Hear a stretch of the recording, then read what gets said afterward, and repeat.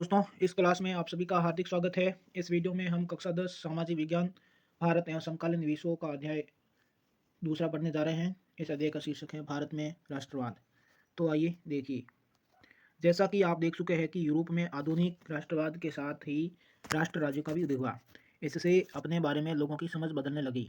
वे कौन है, उनकी पहचान किस बात से परिभाषित होती है, यह भावना बदल गई। उनमें राष्ट्र के प्रति लगाव का भाव पैदा होने लगा।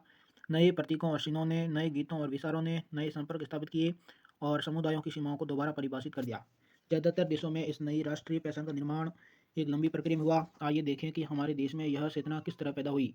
दूसरे उपनिवेशों की तरह भारत में भी आधुनिक राष्ट्रवाद के उदय की परिघटना उपनिवेशवाद विरोधी आंदोलन के साथ गहरे तौर पर जुड़ी हुई थी। औपनिवेशिक शासकों के खिलाफ संघर्ष के दौरान लोग आपसी एकता को पहचानने लगे थे।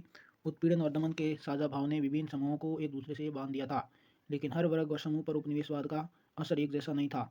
उनके अनुभव भी अलग थे और स्वतंत्रता के मायने भी भिन्न थे। महात्मा गांधी के नेतृत्व में कांग्रेस ने इन समूहों को इकट्ठा करके एक विशाल आंदोलन खड़ा किया, परंतु इस एकता में टकराव के बिंदु भी निहित थे। पहले की एक और पुस्तक में भी आपने भारत में राष्ट्रवाद के उदय का अध्ययन किया था। वहाँ आपने 20वीं सदी के पहले दशक तक की कहानी पढ़ी थी। इस अध्याय में हम 1920 के दशक से आगे अध्ययन करेंगे और असहयोग आंदोलन तथा सविनय अवज्ञा आंदोलन के बारे में पढ़ेंगे। हम यह देखेंगे कि कांग्रेस ने राष्ट्रीय आंदोलन को विकसित करने के लिए किस तरह के प्रयास किए। इस आंदोलन में विभिन्न सामाजिक समूहों ने किस तरह हिस्सा लिया और किस तरह राष्ट्रवाद ने लोगों की कल्पना को नई उड़ान दे दी। इस अध्याय का पहला ही टॉपिक है पहला विश्व युद्ध, खिलाफत और असहयोग। 1919 से बाद के सालों में हम देखते हैं कि राष्ट्रीय आंदोलन नए इलाकों तक फैल गया था। उसमें नए सामाजिक समूह शामिल हो गए थे और संघर्ष की नई पद्धतियाँ सामने आ रही थी। इन बदलावों को हम कैसे समझेंगे, उनके क्या परिणाम हुए। सबसे पहली बात यह है कि विश्व युद्ध ने एक नई आर्थिक और राजनीतिक स्थिति पैदा कर दी थी। इसके कारण रक्षा व्यय में भारी इजाफा हुआ। इस खर्चे की भरपाई करने के लिए युद्ध के नाम पर कर्जे लिए गए और करों में वृद्धि की गई। सीमा शुल्क बढ़ा दिया गया और आयकर शुरू किया गया। युद्ध के दौरान कीमतें तेजी से बढ़ रही थी। 1913 से 1918 के बीच कीमतें दुगुना हो चुकी थी, जिसके कारण आम लोगों की मुश्किलें बढ़ गई थी। गाँवों में सिपाहियों को जबरन भर्ती किया गया, जिसके कारण ग्रामीण इलाकों में व्यापक गुस्सा था। 1918-19 और 1920-21 में देश के बहुत सारे हिस्सों में फसल खराब हो गई, जिसके कारण खाद्य पदार्थों का भारी अभाव पैदा हो गया। उसी समय फ्लू की महामारी फैल गई। 1921 की जनगणना के मुताबिक दुर्भिक्ष और महामारी के कारण 120 से 130 लोग मारे गए। लोगों को उम्मीद थी कि युद्ध खत्म होने के बाद उनकी मुसीबतें कम हो जाएगी, लेकिन ऐसा नहीं हुआ। इसी समय एक नया नेता सामने आया और उसने संघर्ष का एक नया ढंग, एक नया तरीका पेश किया। नेक्स्ट है सत्याग्रह का विचार। महात्मा गांधी जनवरी 1915 में भारत लौटे। इससे पहले वे दक्षिण अफ्रीका में थे। उन्होंने एक नए तरह के जन आंदोलन के रास्ते पर चलते हुए वहाँ की नस्लवेदी सरकार से सफलतापूर्वक लोहा लिया था। इस पद्धति को वे सत्याग्रह कहते थे। सत्याग्रह के विचार में सत्य की शक्ति पर आग्रह और सत्य की खोज पर जोर दिया जाता था। इसका अर्थ यह था कि अगर आपका उद्देश्य सच्चा है, यदि आपका संघर्ष अन्याय के खिलाफ है, तो उत्पीड़क से मुकाबला करने के लिए आपको किसी शारीरिक बल की आवश्यकता नहीं है। प्रतिशोध की भावना या आक्रामकता का सहारा लिए बिना सत्याग्रही केवल अहिंसा के सहारे भी अपने संघर्ष में सफल हो सकता है। इसके लिए दमनकारी शत्रु की चेतना को झिंझोड़ना चाहिए। उत्पीड़क शत्रु को ही नहीं बल्कि सभी लोगों को हिंसा के जरिए सत्य को स्वीकार करने पर विवश करने की बजाय सच्चाई को देखने और सहज भाव से स्वीकार करने के लिए प्रेरित किया जाना चाहिए। इस संघर्ष में अंततः सत्य की ही जीत होती है। गांधी जी का विश्वास था कि अहिंसा का यह धर्म सभी भारतीयों को एकता के सूत्र में बांध सकता है। भारत आने के बाद गांधी जी ने कई स्थानों पर सत्याग्रह आंदोलन चलाया। 1917 में उन्होंने बिहार के चंपारण इलाकों का दौरा किया और दमनकारी बागान व्यवस्था के खिलाफ किसानों को संघर्ष के लिए प्रेरित किया। 1917 में उन्होंने गुजरात के खेड़ा जिले के किसानों की मदद के लिए सत्याग्रह का आयोजन किया। फसल खराब हो जाने और प्लेग की महामारी के कारण खेड़ा जिले के किसान लगान चुकाने की हालत में नहीं थे। वे चाहते थे कि लगान वसूली में ढील दी जाए। 1918 में गांधी जी सूती कपड़ा कारखाना के मजदूरों के बीच सत्याग्रह आंदोलन चलाने अहमदाबाद जा पहुंचे। नेक्स्ट है रोलेट एक्ट। इस कामयाबी से उत्साहित गांधी जी ने 1919 में प्रस्तावित रोलेट एक्ट के खिलाफ एक राष्ट्रव्यापी सत्याग्रह आंदोलन चलाने का फैसला लिया। भारतीय सदस्यों के भारी विरोध के बावजूद इस कानून को इंपीरियल लेजिस्लेटिव काउंसिल ने बहुत जल्दबाजी में पारित कर दिया था। इस कानून के जरिए सरकार को राजनीतिक गतिविधियों को कुचलने और राजनीतिक कैदियों को 2 साल तक बिना मुकदमा चलाए जेल में बंद रखने का अधिकार मिल गया था। महात्मा गांधी ऐसे अन्यायपूर्ण कानूनों के खिलाफ अहिंसक ढंग से नागरिक अभिज्ञा चाहते थे। इसे 6 अप्रैल को एक हड़ताल से शुरू होना था। विभिन्न शहरों में रैली जुलूसों का आयोजन किया गया। रेलवे वर्कशॉप्स में कामगार हड़ताल पर चले गए, दुकानें बंद हो गई। इस व्यापक जन उबार से शांति तथा रेलवे व टेलीग्राफ जैसी संचार सुविधाओं के भंग हो जाने की आशंका से भयभीत अंग्रेजों ने राष्ट्रवादियों पर दमन शुरू कर दिया।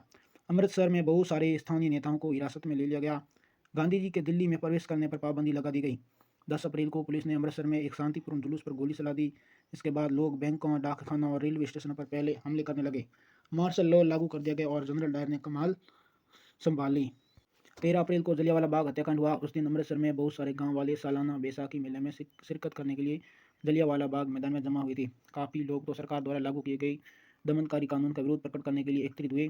यह मैदान चारों तरफ से बंद था। शहर से बाहर होने के कारण वहां जुटे लोगों को यह पता नहीं था कि इलाके में मार्शल लॉ लागू किया जा चुका है। जनरल डायर हथियारबंद सैनिकों के साथ वहां पहुंचा और जाते ही उसने मैदान से बाहर निकलने के सारे रास्तों को बंद कर दिया। इसके बाद उसके सिपाहियों ने भीड़ पर अंधाधुंध गोलियां चला दी। सैकड़ों लोग मारे गए। बाद में उसने बताया कि वह सत्याग्रहियों के जहन में दहशत और विस्मय का भाव पैदा करके एक नैतिक प्रभाव उत्पन्न करना चाहता था। जैसे जैसे जलियांवाला बाग की खबर फैली, उत्तर भारत के बहुत सारे शहरों में लोग सड़कों पर उतरने लगे, हड़तालें होने लगी, लोग पुलिस से मुआवजा लेने लगे और सरकारी इमारतों पर हमला करने लगे। सरकार ने इन कार्रवाइयों को निर्ममता से कुचलने का रास्ता अपनाया। सरकार लोगों के अपमानित और आतंकित करनी चाहती थी। सत्याग्रह को जमीन पर नाक रखने के लिए सड़क पर घसीट कर चलने और सारे साहिबों को सलाम मारने के लिए मजबूर किया गया। लोगों को कोड़े मारे गए और गांवों पर बम बरसाए गए। हिंसा फैलते देख महात्मा गांधी ने आंदोलन वापस ले लिया। भले ही रोलेट सत्याग्रह एक बहुत बड़ा आंदोलन था, लेकिन अभी भी वह मुख्य रूप से शहरों और कस्बों तक ही सीमित था। महात्मा गांधी पूरे भारत में और भी ज़्यादा जन आधार वाला आंदोलन खड़ा करना चाहते थे, लेकिन उनका मानना था कि हिंदू मुसलमानों को एक दूसरे के नज़दीक लाए बिना ऐसा कोई आंदोलन नहीं चलाया जा सकता। उन्हें लगता था कि खिलाफत का मुद्दा उठाकर वे दोनों समुदायों को नज़दीक ला सकते हैं। पहले विश्व युद्ध में ओटोमन तुर्की की हार हो चुकी थी।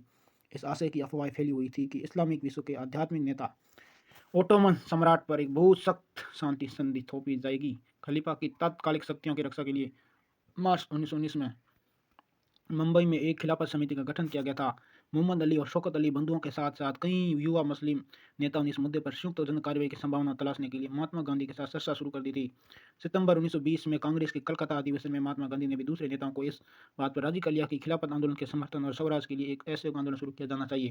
असहयोग ही क्यों, अपनी प्रसिद्ध पुस्तक हिंद स्वराज 1909 में महात्मा गांधी ने कहा था कि भारत में ब्रिटिश शासन भारतीयों के सहयोग से ही स्थापित हुआ था और ये शासन इसी सहयोग के कारण चल पा रहा है। अगर भारत के लोग अपना सहयोग वापस ले लें तो साल भर के भीतर ब्रिटिश शासन ढह जाएगा और स्वराज की स्थापना हो जाएगी। असहयोग का विचार आंदोलन कैसे बन सकता था? गांधी जी का सुझाव था कि यह आंदोलन चरणबद्ध तरीके से आगे बढ़ना चाहिए। सबसे पहले लोगों को सरकार द्वारा दी गई पदवियां लौटा देनी चाहिए और सरकारी नौकरियों, सेना, पुलिस, अदालतों, विधायी परिषदों, स्कूलों और विदेशी वस्तुओं का बहिष्कार करना चाहिए। अगर सरकार दमन का रास्ता अपनाती है तो व्यापक सविनय अभियान भी शुरू किया जाए। 1920 की गर्मियों में गांधी जी और शौकत अली आंदोलन के लिए समर्थन जुटाते हुए देश भर में यात्रा करते रहे। कांग्रेस में बहुत सारे लोग इन प्रस्तावों पर सशंकित थे। वे नवंबर 1920 में विधायी परिषद के लिए होने वाले चुनावों का बहिष्कार करने में हिचकिचा रहे थे। उन्हें भय था कि इस आंदोलन में लोग हिंसा कर सकते हैं। सितंबर से दिसंबर तक कांग्रेस में भारी खींचतान चलती रही। कुछ समय के लिए ऐसा लगा कि आंदोलन के समर्थकों और विरोधियों के बीच सहमति नहीं बन पाएगी। आखिरकार दिसंबर 1920 में कांग्रेस के नागपुर अधिवेशन में एक समझौता हुआ और ऐसे कार्यक्रम पर स्वीकृति की मोहर लगा दी गई। आंदोलन किस तरह आगे बढ़ा, उसमें किन लोगों ने हिस्सा लिया, विभिन्न सामाजिक समूह ने असहयोग के विचार को किस तरह समझा।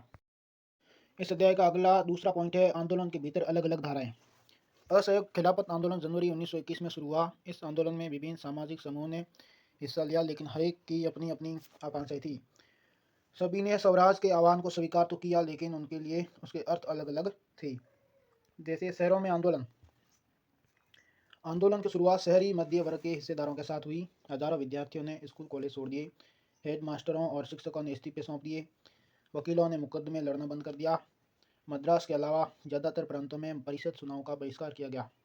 मद्रास में गैर ब्राह्मणों द्वारा बनी गई जस्टिस पार्टी का मानना था कि काउंसिल में प्रवेश के जरिए उन्हें वे अधिकार मिल सकते हैं जो सामान्य रूप से केवल ब्राह्मणों को मिल पाते हैं। इसलिए इस पार्टी ने चुनावों का बहिष्कार नहीं किया।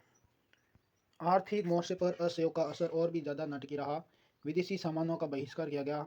शराब की दुकानों की पिकेटिंग की गई और विदेशी कपड़ों की होली जलाई जाने लगी। 1921 से 1922 के बीच विदेशी कपड़ों का आयात आधा रह गया था। उसकी कीमत 102 करोड़ से घटकर 57 करोड़ रह गई। बहुत सारे स्थानों पर व्यापारियों ने विदेशी चीज़ों का व्यापार करने या विदेशी व्यापार में पैसा लगाने से इनकार कर दिया। जब बहिष्कार आंदोलन फैला और लोग आयातित कपड़े को छोड़कर केवल भारतीय कपड़े पहनने लगे तो भारतीय कपड़ा मिलों और हथकरघों का उत्पादन भी बढ़ने लगा। कुछ समय बाद शहरों में यह आंदोलन धीमा पड़ने लगा। इसके कई कारण थे। खादी का कपड़ा मिलों में भारी पैमाने पर बनने वाले कपड़ों के मुकाबले प्राय महंगा होता था और गरीब उसे नहीं खरीद सकते थे। वे मिलों के कपड़े का लंबे समय तक बहिष्कार कैसे कर सकते थे। ब्रिटिश संस्थानों के बहिष्कार से भी समस्या पैदा हो गई। आंदोलन की कामयाबी के लिए वैकल्पिक भारतीय संस्थानों की स्थापना जरूरी थी ताकि ब्रिटिश संस्थानों के स्थान पर उनका प्रयोग किया जा सके। लेकिन वैकल्पिक संस्थानों की स्थापना की प्रक्रिया बहुत धीमी थी। फलस्वरूप विद्यार्थी और शिक्षक सरकारी स्कूलों में लौटने लगे और वकील दोबारा सरकारी अदालतों में दिखाई देने लगे। नेक्स्ट है ग्रामीण इलाकों में विद्रोह। शहरों से बढ़कर असहयोग आंदोलन देहात में भी फैल गया था। युद्ध के बाद देश के विभिन्न भागों में सभी किसानों व आदिवासियों के संघर्ष भी इस आंदोलन में समा गई। अवध में सन्यासी बाबा रामचंद्र किसानों का नेतृत्व कर रहे थे। बाबा रामचंद्र इससे पहले फीजी में गिरमिटिया मजदूर के तौर पर काम कर चुके थे। उनका आंदोलन तालुकदारों और जमींदारों के खिलाफ था, जो किसानों से भारी भरकम लगान और तरह तरह के कर वसूल कर रहे थे। किसानों को बेगार करनी पड़ती थी। पट्टेदार के तौर पर उनके पट्टे निश्चित नहीं होते थे।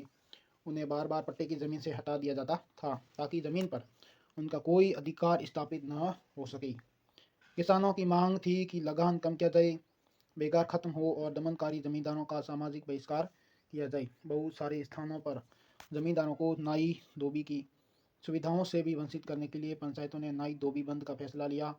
जून 1920 में जवाहरलाल नेहरू ने अवध के गांवों का दौरा किया, गांव वालों से बातचीत की और उनकी व्यथा समझने का प्रयास किया। अक्टूबर तक जवाहरलाल नेहरू, बाबा रामचंद्र तथा कुछ अन्य लोगों के नेतृत्व में अवध किसान सभा का गठन कर लिया गया। महीने भर में इस पूरे इलाके के गाँवों में संगठन की 300 से ज़्यादा शाखाएं बन चुकी थी। अगले साल जब असहयोग आंदोलन शुरू हुआ तो कांग्रेस ने अवध के किसान संघर्ष को इस आंदोलन में शामिल करने का प्रयास किया, लेकिन किसानों के आंदोलन में ऐसे स्वरूप विकसित हो चुके थे जिनसे कांग्रेस का नेतृत्व खुश नहीं था। 1921 में जब आंदोलन फैला तो तालुकदारों और व्यापारियों के मकानों पर हमले होने लगे, बाजारों में लूटपाट होने लगी और अनाज के गोदामों पर कब्जा कर लिया गया। बहुत सारे स्थानों पर स्थानीय नेता किसानों को समझा रहे थे कि गांधी जी ने ऐलान कर दिया है कि अब कोई लगान नहीं भरेगा और ज़मीन गरीबों में बांट दी जाएगी। महात्मा का नाम लेकर लोग अपनी सारी कार्रवाइयों और आकांक्षाओं को सही ठहरा रहे थे। आदिवासी किसानों ने महात्मा गांधी के संदेश और स्वराज के विचार का कुछ और ही मतलब निकाला। उदाहरण के लिए आंध्र प्रदेश के गुडेम पहाड़ियों में 1920 के दशक की शुरुआत में एक उग्र गुरिल्ला आंदोलन फैल गया। कांग्रेस इस तरह के संघर्ष को कभी स्वीकार नहीं कर सकती थी। अन्य वन क्षेत्रों की तरह यहाँ भी अंग्रेजी सरकार ने बड़े बड़े जंगलों में लोगों के दाखिल होने पर पाबंदी लगा दी थी। लोग इन जंगलों में न तो मवेशियों को चरा सकते थे, न ही जलावन के लिए लकड़ी और फल बीन सकते थे। इससे पहाड़ों के लोग परेशान और गुस्सा थे। न केवल उनकी रोजी रोटी पर असर पड़ रहा था, बल्कि उन्हें लगता था कि उनके परंपरागत अधिकार भी छीने जा रहे हैं। जब सरकार ने उन्हें सड़कों के निर्माण के लिए बेकार करने पर मजबूर किया तो लोगों ने बगावत कर दी। उनका नेतृत्व करने वाले अलूरी सीताराम राजू एक दिलचस्प व्यक्ति थे। उनका दावा था कि उनके पास बहुत सारी विशेष शक्तियाँ हैं। वह सटीक खगोलीय अनुमान लगा सकते हैं, लोगों को स्वस्थ कर सकते हैं तथा गोलियां भी उन्हें नहीं मार सकती। राजू के व्यक्तित्व से चमत्कृत विद्रोहियों को विश्वास था कि वह ईश्वर का अवतार है। राजू महात्मा गांधी की महानता के गुण गाते थे। उनका कहना था कि वह असहयोग आंदोलन से प्रेरित हैं। उन्होंने लोगों को खादी पहनने तथा शराब छोड़ने के लिए प्रेरित किया। साथ ही उन्होंने यह दावा भी किया कि भारत अहिंसा के बल पर नहीं बल्कि केवल बल प्रयोग के जरिए ही आज़ाद हो सकता है। गुडेम विद्रोहियों ने पुलिस थानों पर हमले किए, ब्रिटिश अधिकारियों को मारने की कोशिश की और स्वराज प्राप्ति के लिए गुरिल्ला युद्ध चलाते रहे। 1924 में राजू को फांसी दे दी गई। राजू अपने लोगों के बीच लोकनायक बन चुके हैं। नेक्स्ट है बागवानों में स्वराज। महात्मा गांधी के विचारों और स्वराज की अवधारणा के बारे में मजदूरों की अपनी समझ थी। असम के बागानी मजदूरों के लिए आज़ादी का मतलब यह था कि वे उन चार दीवारों से जब चाहे आ जा सकते हैं जिनमें उनको बंद करके रखा गया था। उनके लिए आज़ादी का मतलब था कि वे अपने गाँव से संपर्क रख पाएंगे। 1859 के इंग्लैंड इमिग्रेशन एक्ट के तहत बागानों में काम करने वाले मजदूरों को बिना इजाज़त बागान से बाहर जाने की छूट नहीं होती थी और यह इजाज़त उन्हें विरले ही कभी मिलती थी। जब उन्होंने असहयोग आंदोलन के बारे में सुना तो हज़ारों मजदूर अपने अधिकारियों की अवहेलना करने लगे। उन्होंने बागान छोड़ दिए और अपने घर को चल दिए।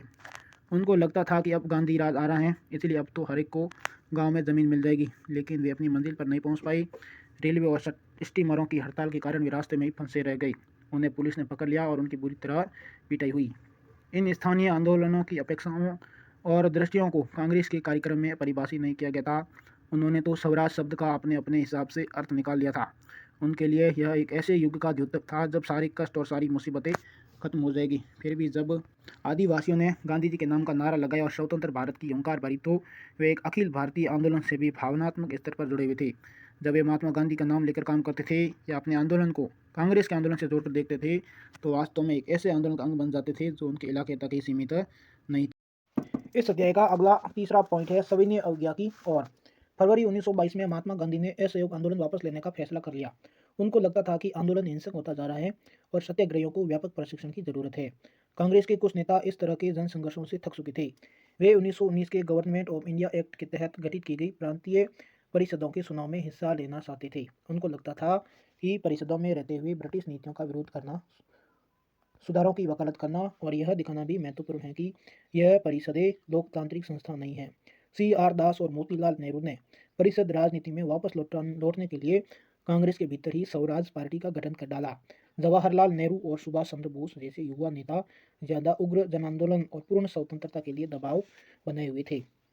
आंतरिक बहस व असहमति के इस माहौल में दो ऐसे तत्व थे जिन्होंने 20 के दशक के आखिरी सालों में भारतीय राजनीति की रूपरेखा एक बार फिर बदल दी। पहला कारक था विश्वव्यापी आर्थिक मंदी का असर। 1920 से कृषि उत्पादों की कीमतें गिरने लगी थी और 1930 के बाद तो पूरी तरह धाराशायी हो गई। कृषि उत्पादों की मांग गिरी और निर्यात कम होने लगा तो किसानों को अपनी उपज बेचना और लगान चुकाना भी भारी पड़ने लगा। 1930 तक ग्रामीण इलाके भारी उथल-पुथल से गुजरने लगे थे। इसी पृष्ठभूमि में ब्रिटेन की नई टोरी सरकार ने सर जॉन साइमन के नेतृत्व में एक वैधानिक आयोग का गठन कर दिया। राष्ट्रवादी आंदोलन के जवाब में गठित किए गए इस आयोग को भारत में संवैधानिक व्यवस्था की कार्यशैली का अध्ययन करना था और उसके बारे में सुझाव देने थे। इस आयोग में एक भी भारतीय सदस्य नहीं था, सारे अंग्रेज थे। 1928 में जब साइमन कमीशन भारत पहुंचा तो उसका स्वागत साइमन कमीशन वापस जाओ के नारों से किया गया। कांग्रेस और मुस्लिम लीग सभी पार्टियों ने प्रदर्शनों में हिस्सा लिया। इस विरोध को शांत करने के लिए वायसराय लॉर्ड इरविन ने अक्टूबर 1929 में भारत के लिए डोमिनियन स्टेट्स का गोलमोल या ऐलान कर दिया। उन्होंने इस बारे में कोई समय सीमा भी नहीं बताई। इन्होंने सिर्फ इतना कहा कि भावी संविधान के बारे में चर्चा करने के लिए गोलमेज सम्मेलन आयोजित किया जाएगा। इस प्रस्ताव से कांग्रेस के नेता संतुष्ट नहीं थे। जवाहरलाल नेहरू और सुभाष चंद्र बोस के नेतृत्व में कांग्रेस का तेज तर्रार खेमा आक्रामक तेवर अपनाने लगा था। उदारवादी और मध्य मार्गी नेता ब्रिटिश डोमिनियन के भीतर ही संवैधानिक व्यवस्था के पक्ष में थे, लेकिन इस खेमे का प्रभाव घटता जा रहा था। दिसंबर 1929 में जवाहरलाल नेहरू की अध्यक्षता में कांग्रेस के लाहौर अधिवेशन में पूर्ण स्वराज की मांग को औपचारिक रूप से मान लिया गया। तय किया गया कि 26 जनवरी 1930 को स्वतंत्रता दिवस के रूप में मनाया जाएगा और उस दिन लोग पूर्ण स्वराज के लिए संघर्ष की शपथ लेंगे। इस उत्सव की ओर बहुत कम ही लोगों ने ध्यान दिया।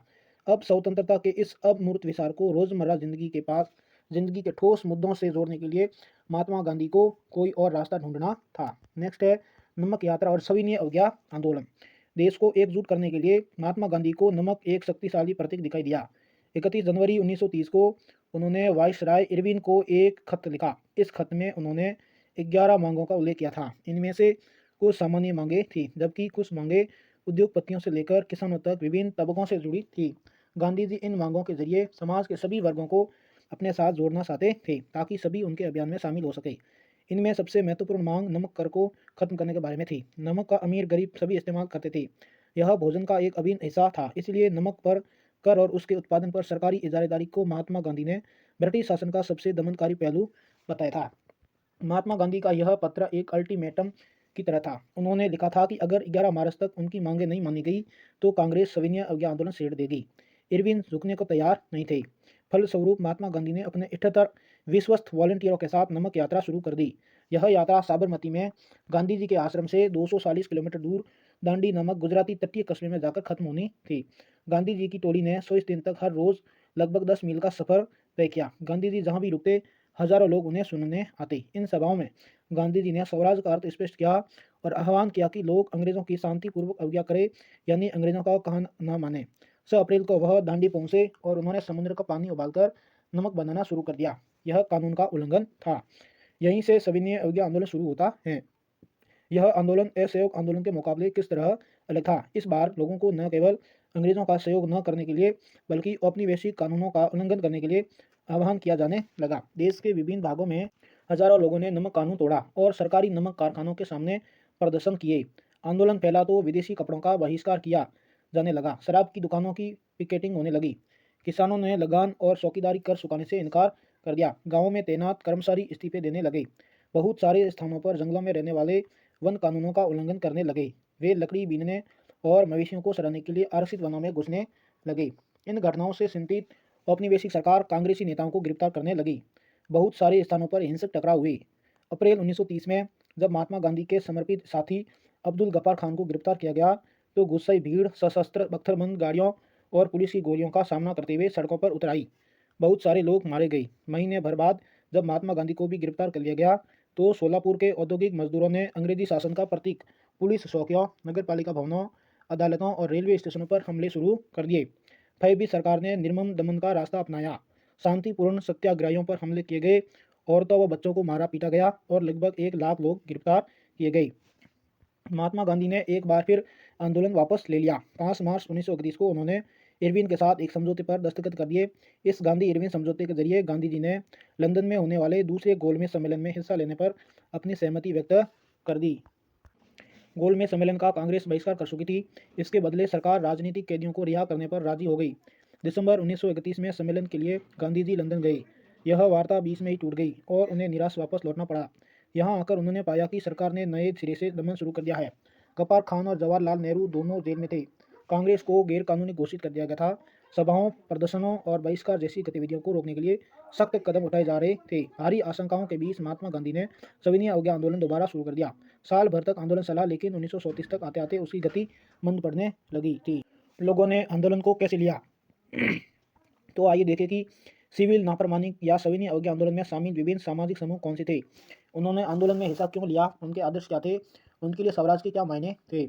गाँवों में संपन्न किसान समुदाय जैसे गुजरात के पाटीदार और उत्तर प्रदेश के जाट आंदोलन में सक्रिय थे। व्यावसायिक फसलों की खेती करने के कारण व्यापार में मंदी और गिरती कीमतों से वे बहुत परेशान थे। जब उनकी नकद आय खत्म होने लगी तो उनके लिए सरकारी लगान चुकाना नामुमकिन हो गया। सरकार लगान कम करने को तैयार नहीं थी। चारों तरफ असंतोष था। संपन्न किसानों ने सविनय अवज्ञा आंदोलन का बढ़ चढ़कर समर्थन किया। उन्होंने अपने समुदायों को एकजुट किया और कई बार अनिच्छुक सदस्यों को बहिष्कार के लिए मजबूर किया। उनके लिए स्वराज की लड़ाई भारी लगान के खिलाफ लड़ाई थी। लेकिन जब 1931 में लगानों के घटे बिना आंदोलन वापस ले लिया गया तो उन्हें बड़ी निराशा हुई। फलस्वरूप जब 1932 में आंदोलन दोबारा शुरू हुआ तो उनमें से बहुतों ने उसमें हिस्सा लेने से इनकार कर दिया। गरीब किसान केवल लगान में कमी नहीं चाहते थे, उनमें से बहुत सारे किसान जमींदारों से पट्टे पर जमीन लेकर खेती कर रहे थे। महामंदी लंबी खिंची और नकद आमदनी गिरने लगी तो छोटे पट्टेदारों के लिए जमीन का किराया चुकाना भी मुश्किल हो गया। वे चाहते थे कि उन्हें जमींदारों को जो भाड़ा चुकाना था उसे माफ कर दिया जाए। इसके लिए उन्होंने कई रेडिकल आंदोलनों में हिस्सा लिया, जिनका नेतृत्व अक्सर समाजवादियों और कम्युनिस्टों के हाथों में होता था। अमीर किसानों और जमींदारों की नाराजगी के भय से कांग्रेस भाड़ा विरोधी आंदोलनों को समर्थन देने में प्राय हिचकिचाती थी। इसी कारण गरीब किसानों और कांग्रेस के बीच संबंध अनिश्चित बने रहे। व्यवसायी वर्ग की क्या स्थिति थी, उन्होंने सविनय अवज्ञा आंदोलन के बारे में क्या रुख अपनाया?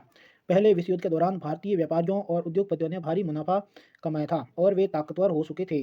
अपने कारोबार को फैलाने के लिए उन्होंने ऐसी औपनिवेशिक नीतियों का विरोध किया जिनके कारण उनकी व्यावसायिक गतिविधियों में रुकावट आती थी। वे विदेशी वस्तुओं के आयात से सुरक्षा चाहते थे और रुपया स्टर्लिंग विदेशी विनिमय अनुपात में बदलाव चाहते थे, जिसमें आयात में कमी आ जाए। व्यावसायिक हितों को संगठित करने के लिए उन्होंने 1920 में भारतीय औद्योगिक एवं व्यावसायिक Congress, Indian industrial and commercial Congress और 1927 में भारतीय वाणिज्य एवं उद्योग परिसंघ, federation of Indian chamber of commerce and industry FICCI का गठन किया। पुरुषोत्तम दास, ठाकुर दास और जीडी बिरला जैसे जाने माने उद्योगपतियों के नेतृत्व में उद्योगपतियों ने भारतीय अर्थव्यवस्था पर औपनिवेशिक नियंत्रण का विरोध किया और पहले सिविल नाफरमानी आंदोलन का समर्थन किया। उन्होंने आंदोलन को आर्थिक सहायता दी और आयातित वस्तुओं को खरीदने या बेचने से इनकार कर दिया। ज़्यादातर व्यवसायी स्वराज को एक ऐसे युग के रूप में देखते थे जहां कारोबार पर औपनिवेशिक पाबंदियां नहीं होंगी और व्यापार व उद्योग निर्बाध ढंग से फल फूल सकेंगे। गोलमेज सम्मेलन की विफलता के बाद व्यावसायिक संगठनों का उत्साह भी मंद पड़ गया था। उन्हें उग्र गतिविधियों का भय था। वे लंबी अशांति की आशंका और कांग्रेस के युवा सदस्यों में समाजवाद के बढ़ते प्रभाव से डरे हुए थे। औद्योगिक श्रमिक वर्ग ने सविनय अवज्ञा आंदोलन में नागपुर के अलावा और कहीं भी बहुत बड़ी संख्या में हिस्सा नहीं लिया। जैसे जैसे उद्योगपति कांग्रेस के नज़दीक आ रहे थे, मजदूर कांग्रेस से सिटकने लगे थे। फिर भी कुछ मजदूरों ने सविनय अवज्ञा आंदोलन में हिस्सा लिया। उन्होंने विदेशी वस्तुओं के बहिष्कार जैसे कुछ गांधीवादी विचारों को कम वेतन व खराब कार्य स्थितियों के खिलाफ अपनी लड़ाई से जोड़ लिया था। 1930 में रेलवे कामगारों की और 1932 में गोदी कामगारों की हड़ताल हुई। 1930 में छोटा नागपुर की टिन खानों के हजारों मजदूरों ने गांधी टोपी पहनकर रैलियों और बहिष्कार अभियानों में हिस्सा लिया। फिर भी कांग्रेस अपने कार्यक्रम में मजदूरों की मांगों को समाहित करने में हिचकिचा रही थी। कांग्रेस को लगता था कि इससे उद्योगपति आंदोलन से दूर चले जाएंगे और साम्राज्यवाद विरोधी ताकतों में फूट पड़ेगी। सिविल नाफरमानी आंदोलन में औरतों ने बड़े पैमाने पर हिस्सा लिया। गांधी जी के नमक सत्याग्रह के दौरान हजारों औरतें उनकी बात सुनने के लिए घर से बाहर आ जाती थी। उन्होंने जुलूसों में हिस्सा लिया, नमक बनाया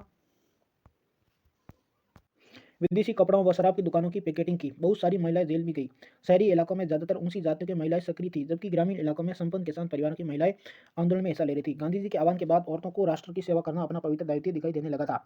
लेकिन सार्वजनिक भूमिका में इस हिसाब का मतलब यह नहीं था कि औरतों की स्थिति में कोई भारी बदलाव आने वाला था। गांधी जी का मानना था कि घर चलाना, चूल्हा चौका संभालना, 80 माह व 80 पत्नी की भूमिकाओं का निर्वाह करना ही औरत का असली कर्तव्य है। इसलिए लंबे समय तक कांग्रेस संगठन में किसी भी महत्वपूर्ण पद पर औरतों को जगह देने से हिचकिचाती रही।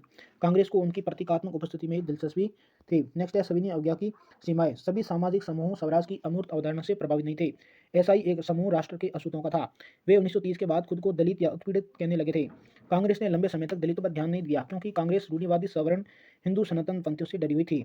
लेकिन महात्मा गांधी ने ऐलान किया कि अस्पृश्यता छुआछूत को खत्म किए बिना 100 साल तक भी स्वराज की स्थापना नहीं की जा सकती। उन्होंने अछूतों को हरिजन यानी ईश्वर की संतान बताया। उन्हें मंदिरों, सार्वजनिक तालाबों, सड़कों और कुओं पर समान अधिकार दिलाने के लिए सत्याग्रह किया। मेला ढोने वालों के काम को प्रतिष्ठा दिलाने के लिए वे खुद शौचालय साफ करने लगे। उन्होंने ऊंची जातियों का आह्वान किया कि वे अपना हृदय परिवर्तन करें और अस्पृश्यता के पाप को छोड़े। लेकिन बहुत सारे दलित नेता अपने समुदाय की समस्याओं का अलग राजनीतिक हल ढूंढना चाहते थे। वे खुद को असंगठित वे खुद को संगठित करने लगे। उन्होंने शिक्षा संस्थानों में आरक्षण के लिए आवाज उठाई और अलग निर्वाचन क्षेत्रों की बात कही, ताकि वहां से विधायी परिषदों के लिए केवल दलितों को ही सुनकर भेजा जा सके। उनका मानना था कि उनकी सामाजिक अपंगता केवल राजनीतिक सशक्तिकरण से ही दूर हो सकती है। इसलिए सविनय अवज्ञा आंदोलन में दलितों की हिस्सेदारी काफी सीमित थी। महाराष्ट्र और नागपुर क्षेत्र में यह बात खासतौर से दिखाई देती थी, जहाँ उनके संगठन काफी मजबूत थे। डॉक्टर अम्बेडकर ने 1930 में दलितों को दलित वर्ग एसोसिएशन में संगठित किया। दलितों के लिए अलग निर्वाचन क्षेत्रों के सवाल पर दूसरे गोलमेज सम्मेलन में महात्मा गांधी के साथ उनका काफी विवाद हुआ। जब ब्रिटिश सरकार ने अम्बेडकर की मांग मान ली तो गांधी जी आमरण अनशन पर बैठ गई। उनका मत था कि दलितों के लिए अलग निर्वाचन क्षेत्रों की व्यवस्था से समाज में उनके एकीकरण की प्रक्रिया धीमी पड़ जाएगी। आखिरकार अम्बेडकर ने गांधी जी की राय मान ली और सितंबर 1932 में पूना पैक्ट पर हस्ताक्षर कर दिए। इससे दलित वर्गों, जिन्हें बाद में अनुसूचित जाति के नाम से जाना गया, को प्रांतीय एवं केंद्रीय विधायी परिषदों में आरक्षित सीटें मिल गई। हालांकि उनके लिए मतदान सामान्य निर्वाचन क्षेत्रों में ही होता था। फिर भी दलित आंदोलन कांग्रेस के नेतृत्व में चल रही राष्ट्रीय आंदोलन को शंका की दृष्टि से ही देखता रहा। भारत के कुछ मुस्लिम राजनीतिक संगठनों ने भी सविनय अवज्ञा आंदोलन के प्रति कोई खास उत्साह नहीं दिखाया। असहयोग खिलाफत आंदोलन के शांत पड़ जाने के बाद मुसलमानों का एक बहुत बड़ा तबका कांग्रेस से कटा हुआ महसूस करने लगा था। 1920 के दशक के मध्य से कांग्रेस हिंदू महासभा जैसे हिंदू धार्मिक राष्ट्रवादी संगठनों के काफी करीब दिखने लगी थी। जैसे जैसे हिंदू मुसलमानों के बीच संबंध खराब होते गए, दोनों समुदाय उग्र धार्मिक जुलूस निकालने लगे। इससे कई शहरों में हिंदू मुस्लिम सांप्रदायिक टकराव व दंगे हुए। हर दंगे के साथ दोनों समुदायों के बीच फासला बढ़ता गया। कांग्रेस और मुस्लिम लीग ने एक बार फिर गठबंधन का प्रयास किया। 1927 में ऐसा लगा भी कि अब एकता स्थापित हो ही जाएगी। सबसे महत्वपूर्ण मतभेद भावी विधानसभा में प्रतिनिधित्व के सवाल पर थे। मुस्लिम लीग के नेताओं में से एक मोहम्मद अली जिन्ना का कहना था कि अगर मुसलमानों को केंद्रीय सभा में आरक्षित सीटें दी जाए और मुस्लिम बहुल प्रांतों में मुसलमानों को आबादी के अनुपात में प्रतिनिधित्व दिया जाए तो वे मुसलमानों के लिए अलग निर्वासिका की मांग छोड़ने के लिए तैयार है। प्रतिनिधित्व के सवाल पर यह बहस मुबाहिसा चल ही रहा था कि 1928 में आयोजित किए गए सर्वदलीय सम्मेलन में हिंदू महासभा के M.R. जयकर ने इस समझौते के लिए किए जा रहे प्रयासों की खुलेआम निंदा शुरू कर दी, जिससे इस मुद्दे के समाधान की सारी संभावनाएं समाप्त हो गई। जब सविनय अवज्ञा आंदोलन शुरू हुआ, उस समय समुदायों के बीच संदेह और अविश्वास का माहौल बना हुआ था। कांग्रेस से कटे हुए मुसलमानों का बड़ा तबका किसी संयुक्त संघर्ष के लिए तैयार नहीं था। बहुत सारे मुस्लिम नेता और बुद्धिजीवी भारत में अल्पसंख्यकों के रूप में मुसलमानों की हैसियत को लेकर चिंता जता रहे थे। उनको भय था कि हिंदू बहुसंख्यक के वर्चस्व की स्थिति में अल्पसंख्यकों की संस्कृति और पहचान खो जाएगी। इस अध्याय का चौथा टॉपिक है सामूहिक अपनेपन का भाव। राष्ट्रवाद की भावना तब पनपती है जब लोग ये महसूस करने लगते हैं कि वे एक ही राष्ट्र के अंग हैं, जब वे एक दूसरे को एकता के सूत्र में बांधने वाली कोई साझा बात ढूंढ लेते हैं। लेकिन राष्ट्र लोगों के मस्तिष्क में एक यथार्थ का रूप कैसे लेता है? विभिन्न समुदायों, क्षेत्रों या भाषाओं से संबंध अलग अलग समूहों ने सामूहिक अपनेपन का भाव कैसे विकसित किया? सामूहिक अपनेपन की यह भावना आंशिक रूप से संयुक्त संघर्षों के चलते पैदा हुई थी। इनके अलावा बहुत सारी सांस्कृतिक प्रक्रिया भी थी जिनके जरिए राष्ट्रवाद लोगों की कल्पना और दिलो दिमाग पर छा गया था। इतिहास व साहित्य, लोक कथा व गीत, चित्र व प्रतीक सभी ने राष्ट्रवाद को साकार करने में अपना योगदान दिया था। जैसा कि आप जानते हैं, राष्ट्र की पहचान सबसे ज़्यादा किसी तस्वीर में अंकित की जाती हैं। इससे लोगों को एक ऐसी छवि गढ़ने में मदद मिलती है जिसके जरिए वे राष्ट्र को पहचान सकते हैं। 20वीं सदी में राष्ट्रवाद के विकास के साथ भारत की पहचान भी भारत माता की छवि का रूप लेने लगी। इस छवि के निर्माण का आरंभ बंकिम चंद्र चट्टोपाध्याय ने किया था। 1870 के दशक में उन्होंने मातृभूमि की स्तुति के रूप में वंदे मातरम गीत लिखा था। बाद में इसे उन्होंने अपने उपन्यास आनंद मठ में शामिल कर लिया। यह गीत बंगाल में स्वदेशी आंदोलन में खूब गाया गया। स्वदेशी आंदोलन की प्रेरणा से अवनींद्रनाथ टैगोर ने भारत माता की विख्यात छवि को चित्रित किया। इस पेंटिंग में भारत माता को एक सन्यासिनी के रूप में दर्शाया गया है। वह शांत, गंभीर, देवी और आध्यात्मिक गुणों से युक्त दिखाई देती हैं। आगे चलकर जब इस छवि को बड़े पैमाने पर तस्वीरों में उतारा जाने लगा और विभिन्न कलाकार यह तस्वीर बनाने लगे तो भारत माता की छवि विविध रूप ग्रहण करती गई। इस मातृ छवि के प्रति श्रद्धा को राष्ट्रवाद में आस्था का प्रतीक माना जाने लगा। राष्ट्रवाद का विचार भारतीय लोक कथाओं और पुनर्जीवित करने के आंदोलन से भी मजबूत हुआ। 19वीं सदी के आखिर में राष्ट्रवादी ने भाटों व सारणों द्वारा गाई सुनाई जाने वाली लोक कथाओं को दर्ज करना शुरू कर दिया था। वे लोकगीतों व जनश्रुतियों को इकट्ठा करने के लिए गांव-गांव घूमने लगे। उनका मानना था कि यही कहानियां हमारी उस परंपरागत संस्कृति की सभी तस्वीर पेश करती हैं जो बाहरी ताकतों के प्रभाव से भ्रष्ट और दूषित हो चुकी है। अपनी राष्ट्रीय पहचान को ढूंढने और अपने अतीत में गौरव का भाव पैदा करने के लिए इस लोक परंपरा को बचाकर रखना जरूरी था। बंगाल में खुद रविंद्रनाथ टैगोर भी लोक गाथा, गीत, बाल गीत और मिथकों को इकट्ठा करने निकल पड़े। उन्होंने लोक परंपराओं को पुनर्जीवित करने वाले आंदोलन का नेतृत्व किया। मद्रास में नटेशा शास्त्री ने the folklores of southern India के नाम से तमिल लोक कथाओं का विशाल संकलन 4 खंडों में प्रकाशित किया।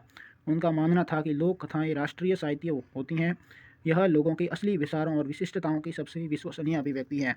जैसे जैसे राष्ट्रीय आंदोलन आगे बढ़ा, राष्ट्रवादी नेता लोगों को एकजुट करने और उनमें राष्ट्रवाद की भावना भरने के लिए इस तरह के चिन्हों और प्रतीकों के बारे में और ज़्यादा जागरूक होते गए। बंगाल में स्वदेशी आंदोलन के दौरान एक तिरंगा झंडा हरा, पीला, लाल तैयार किया गया। इसमें ब्रिटिश भारत के 8 प्रांतों का प्रतिनिधित्व करते कमल के 8 फूल और हिंदुओं व मुसलमानों का प्रतिनिधित्व करता एक अर्धचंद्र दर्शाया गया था। 1921 तक गांधी जी ने भी स्वराज का झंडा तैयार कर लिया था। यह भी तिरंगा सफ़ेद, हरा और लाल था। इसके मध्य में गांधीवादी प्रतीक चरखे को जगह दी गई थी जो स्वावलंबन का प्रतीक था। जुलूसों में यह झंडा थामे चलना शासन के प्रति अवज्ञा का संकेत था। इतिहास की पुनर्व्याख्या राष्ट्रवाद की भावना पैदा करने का एक और साधन थी। 19वीं सदी के अंत तक आते आते बहुत सारे भारतीय यह महसूस करने लगे थे कि राष्ट्र के प्रति गौरव का भाव जगाने के लिए भारतीय इतिहास को अलग ढंग से पढ़ाया जाना चाहिए। अंग्रेज़ों की नज़र में भारतीय पिछड़े हुए और आदिम लोग थे जो अपना शासन खुद नहीं संभाल सकते। इसके प्रभाव में भारत के लोग अपनी महान उपलब्धियों की खोज में अतीत की ओर देखने लगे। उन्होंने उस गौरवमयी प्राचीन युग के बारे में लिखना शुरू कर दिया जब कला और वास्तुशिल्प, विज्ञान और गणित, धर्म और संस्कृति, कानून और दर्शन, हस्तकला और व्यापार फल फूल रहे थे। उनका कहना था कि इस महान युग के बाद पतन का समय आया और भारत को गुलाम बना लिया गया। इस राष्ट्रवादी इतिहास में पाठकों को अतीत में भारत के महानता व उपलब्धि पर गौरव करने और ब्रिटिश शासन के तहत दुर्दशा से मुक्ति के लिए संघर्ष का मार्ग अपनाने का आह्वान किया जाता था। लोगों को एकजुट करने की इन कोशिशों की अपनी समस्या थी। जिस अतीत का गौरवगान किया जा रहा था वह हिंदुओं का अतीत था। जिन छवियों का सहारा लिया जा रहा था वे हिंदू प्रतीक थे, इसलिए अन्य समुदायों के लोग अलग थलग महसूस करने लगे थे। इस पाठ का पूरा निष्कर्ष देख लो। अंग्रेज सरकार के खिलाफ बढ़ता गुस्सा विभिन्न भारतीय समूहों और वर्गों को स्वतंत्रता के साझा संघर्ष में खींच रहा था। महात्मा गांधी के नेतृत्व में कांग्रेस ने लोगों के असंतोष और परेशानियों को स्वतंत्रता के संगठित आंदोलन में समाहित करने का प्रयास किया। उन्होंने आंदोलन के जरिए पूरे देश को एकता के सूत्र में पिरोने का प्रयास किया। लेकिन जैसा कि हमने देखा, इन आंदोलनों में हिस्सा लेने वाले विभिन्न समूहों और वर्ग अलग अलग आकांक्षाओं और अपेक्षाओं के साथ हिस्सा ले रहे थे। उनकी शिकायतें बहुत व्यापक थी, इसलिए औपनिवेशिक शासन से मुक्ति का भी सबके लिए अपना अपना अर्थ था। कांग्रेस ने इन विभेदों को हल करने और यह सुनिश्चित करने के लिए हमेशा प्रयास किया कि एक समूह की मांगों के कारण कोई दूसरा समूह दूर न चला जाए। यही वजह है कि आंदोलन के भीतर अक्सर बिखराव आ जाता था। कांग्रेस की सरगर्मियों और राष्ट्रीय एकता के शिखर को छूने के बाद बिखराव और आंतरिक टकराव के कारण आ जाते थे। संक्षेप में जो राष्ट्र उभर रहा था वह औपनिवेशिक शासन से मुक्ति की साह रखने वाले बहुत सारी आवाज़ों का पुंज था। इस प्रकार से हमारा ये पाठ कंप्लीट हुआ। हम नेक्स्ट पार्ट में जल्दी मिलेंगे। तब तक के लिए आप सभी को धन्यवाद।